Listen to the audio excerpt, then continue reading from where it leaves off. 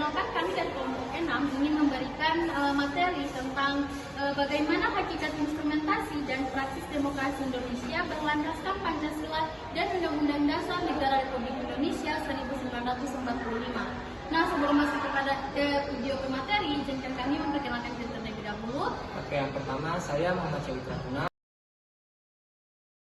Saya Dirahmati Akuja. Saya Siti Rahmawati Dento. Dan saya Hayim Zakaria. Nah, langsung saja kita masuk ke video selanjutnya. Dadah. Nah, baiklah, di sini saya akan membahas tentang bagian A, di mana menelusuri konsep dan urgensi demokrasi yang bersumber dari Pancasila. Nah, pada bagian ini menjelaskan dasar-dasar demokrasi mulai dari etimologi dan demokrasi, definisi universal. Nah, serta ciri-cirinya hingga perkembangan tradisi pemikirannya dari zaman klasik, abad pertengahan hingga kontemporer. Nah, selanjutnya dipaparkan oleh karakteristik demokrasi Indonesia yang berlandaskan Pancasila, yaitu memadukan nilai Pancasila universal demokrasi dengan nilai lokal seperti musyawarah, mufakat, dan gotong royong, serta terhubung erat dengan sila-sila Pancasila sebagai landasan spiritual dan tujuan keadilan sosial. Kemudian saya jelaskan terlebih dahulu, ada empat materi yang perlu dijelaskan. Yang pertama, apa itu demokrasi? Nah, demokrasi yaitu etimologi kata demokrasi asal bahasa Yunani, demo sama dengan rakyat dan kratein sama dengan memerintah. Kemudian definisi demokrasi menurut para pemikir atau para ahli, contohnya dari Abraham Lincoln, di mana menurut Abraham Lincoln demokrasi itu yaitu pemerintahan dari rakyat, oleh rakyat, dan untuk rakyat. Kemudian ciri-ciri utama demokrasi yang secara universal, di mana ada partisipasi rakyat, kebebasan berpendapat, penghormatan HAM, penegakan hukum adil. Kemudian yang kedua, ada 3 tradisi pemikiran politik demokrasi, di mana tradisi yang pertama yaitu tradisi demokrasi yang secara klasik.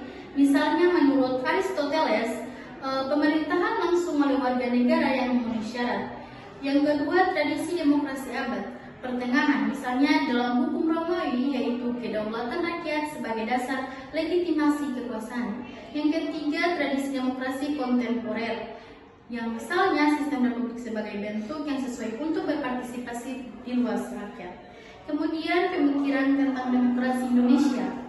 Nah, karakter demokrasi Indonesia yang berlandaskan Pancasila yaitu menggabungkan nilai universal dan nilai lokal. Hubungan antara sila-sila Pancasila dengan prinsip demokrasi, misalnya sila 1 ketuhanan yang Maha Esa, sebagai landasan spiritual. Terus sila yang kelima, keadilan sosial bagi seluruh rakyat, yaitu sebagai tujuan demokrasi. 3 tradisi demokrasi lokal Indonesia yaitu musyawarah mufakat, gotong royong, dan demokrasi desa sebagai fondasi demokrasi Pancasila. Kemudian pada yang terakhir, pentingnya demokrasi sebagai sistem politik kenegaraan modern, di mana peran demokrasi dalam menjamin kedaulatan rakyat dan kebebasan warga negara, fungsi demokrasi dalam membangun keadilan sosial dan pemerataan kesempatan, dan pentingnya demokrasi dalam memelihara persatuan dan kesatuan bangsa di tengah keragaman, dan yang terakhir adalah peran demokrasi dalam menghadapi tantangan global dan perkembangan zaman. Nah, itulah materi dari bagian A yang sudah saya jelaskan. Selanjutnya pada bagian B yang akan dituliskan oleh teman saya. Baik, di sini saya akan membacakan materi yang bagian B, menanya alasan mengapa diperlukan demokrasi yang bersumber dari Pancasila. Materinya, hingga sekarang ini kita masih menyaksikan sejumlah persoalan tentang kelemahan praktik demokrasi kita. Beberapa permasalahan tersebut yang sempat muncul di berbagai media jejaring sosial adalah yang pertama, buruknya kinerja lembaga perwakilan dan praktik politik. Yang kedua, krisis partisipasi politik rakyat. Yang ketiga, munculnya penguasaan di dalam demokrasi. Yang keempat, demokrasi saat ini membuang kedaulatan rakyat. Selanjutnya, terjadinya krisis partisipasi politik rakyat disebabkan karena tidak adanya peluang untuk berpartisipasi atau karena terbatasnya kemampuan untuk berpartisipasi dalam politik. Secara lebih spesifik, penyebab rendahnya partisipasi politik tersebut adalah yang pertama, pendidikan yang rendah menyebabkan rakyat kurang aktif dalam melaksanakan partisipasi politik.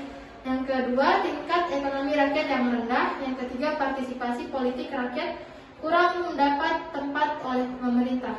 Selanjutnya, munculnya penguasaan di dalam demokrasi ditandai oleh menjamurnya dinas politik yang menguasai segala segi kehidupan masyarakat, pemerintah, lembaga perwakilan, bisnis, peradilan, dan sebagiannya oleh suatu keluarga atau kroni.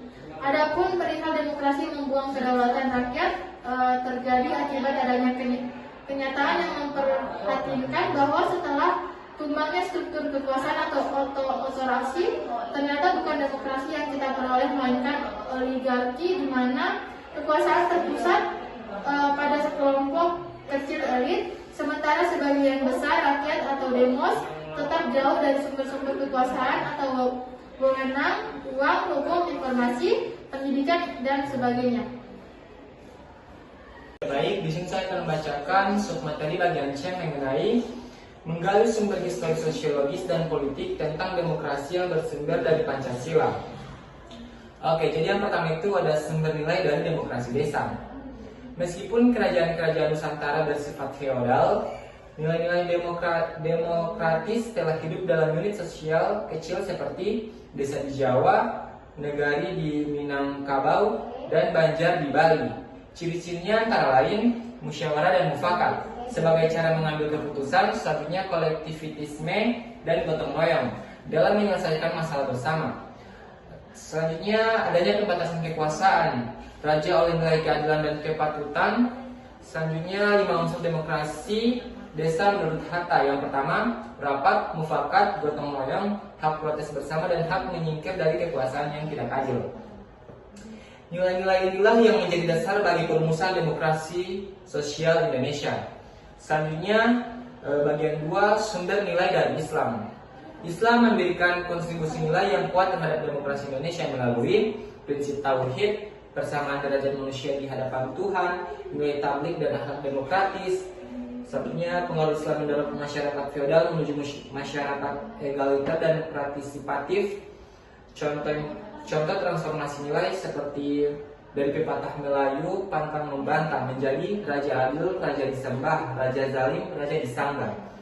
Nilai-nilai ini memperkuat semangat keadilan, keseimbangan, dan kesetaraan dalam demokrasi Indonesia. Selanjutnya bagian 3, sumber nilai dari Barat. Dari tradisi Barat, Indonesia mendapat pengaruh historis dan intelektual tentang demokrasi, antara lain warisan demokrasi dari Athena atau Yunani dan Republik Romawi. Selanjutnya kebangkitan kembali demokrasi melalui Renaissance, reformasi gereja, dan perjanjian Westphalia 1648. Adapun konsep-konsep demokrasi modern, yang pertama negara bangsa atau nation state, selanjutnya kedaulatan rakyat, pembatasan kekuasaan, serta penghormatan terhadap hak asasi manusia. Kedatangan kolonialisme Eropa justru memunculkan anti penindasan dan anti feodalisme, mendorong lahirnya gerakan nasional yang mengadopsi nilai-nilai humanisme dan sosial demokrasi Barat.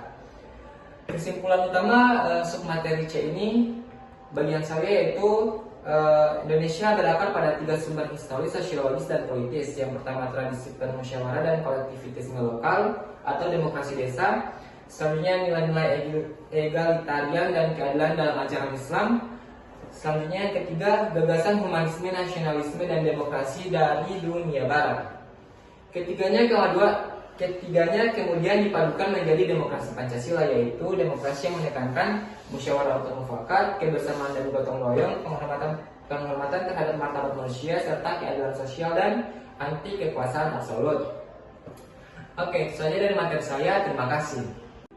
Baik, di sini saya akan membacakan materi bagian D, yaitu membangun argumen tentang dinamika dan tantangan demokrasi yang bersumber dari Pancasila.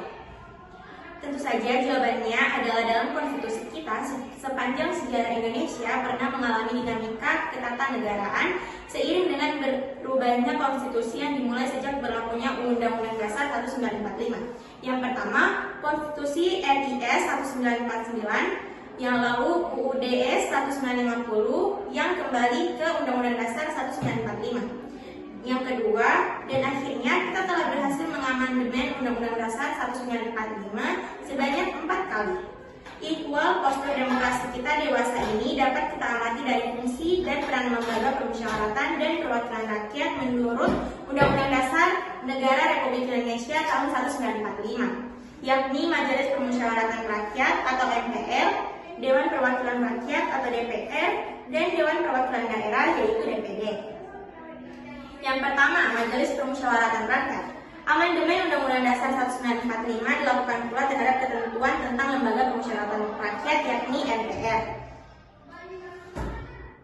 Dengan ketentuan baru ini, maka terjadilah perubahan mendasar dalam sistem ketatanegaraan kita. Perubahan dari sistem vertikal hierarkis dengan prinsip supremasi MPR menjadi sistem yang horizontal fundamental dengan prinsip checks and balance atau saling mengawasi dan mengimbangi antar lembaga negara. Dalam kaitan dengan pemilihan presiden dan wakil presiden secara langsung, timbul kewenangan baru bagi MPR, yakni melantik presiden dan wakil presiden pasal 3 ayat 2 Undang-Undang Dasar 1945. Kewenangan lain yang muncul berdasarkan ketentuan pasal 3 ayat 3 Undang-Undang Dasar 1945 adalah MPR berwenang memberhentikan presiden dan atau wakil presiden dalam masa jabatannya menurut UUD. Ketentuan ini harus dihubungkan dengan ketentuan pasal 7A Undang-Undang Dasar 1945 yang berbunyi, Presiden dan atau wakil presiden dapat diberhentikan dalam masa jabatannya oleh Majelis Permusyawaratan Rakyat atas usul Dewan Perwakilan Rakyat, baik apabila terbukti telah melakukan pelanggaran hukum berupa pengkhianatan terhadap negara, korupsi, penyuapan, tindak pidana berat lainnya, atau perbuatan tercela maupun apabila terbukti tidak lagi memenuhi syarat sebagai presiden dan atau wakil presiden. Kewenangan MPR lainnya diatur pula dalam pasal 8 ayat 2 dan ayat 3 Undang-Undang Dasar 1945. Pasal tersebut mengatur tentang pengisian lowongan jabatan presiden dan wakil presiden secara bersama-sama atau bila mana wakil presiden berhalangan tetap. Yang kedua adalah Dewan Perwakilan Rakyat.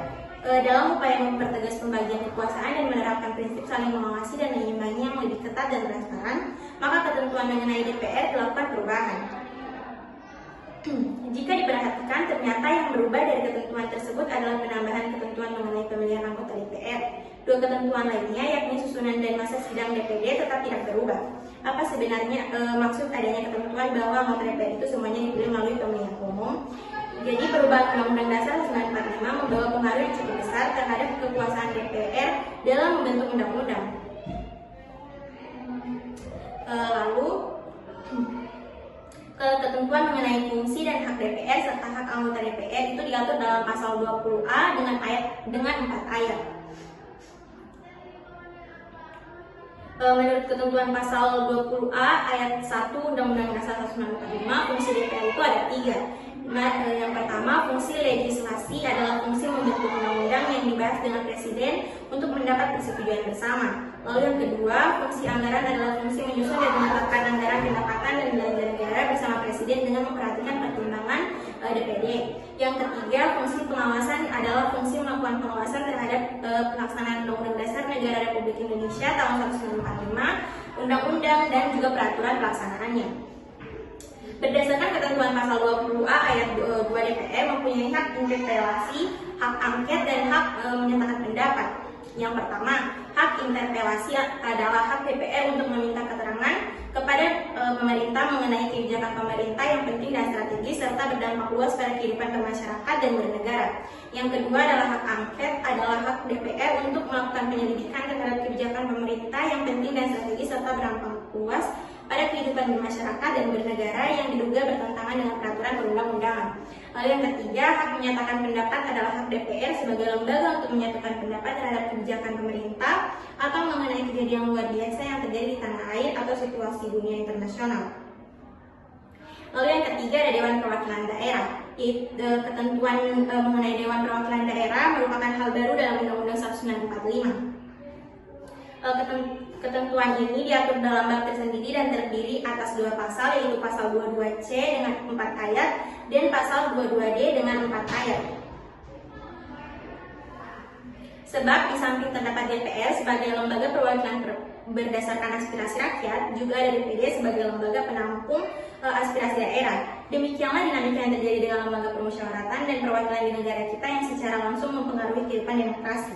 Dinamika ini tentu saja kita harapkan akan mendatangkan kemaslahatan kepada semakin sehat dan dinamisnya demokrasi Pancasila yang tengah melakukan konsolidasi menuju demokrasi yang matang.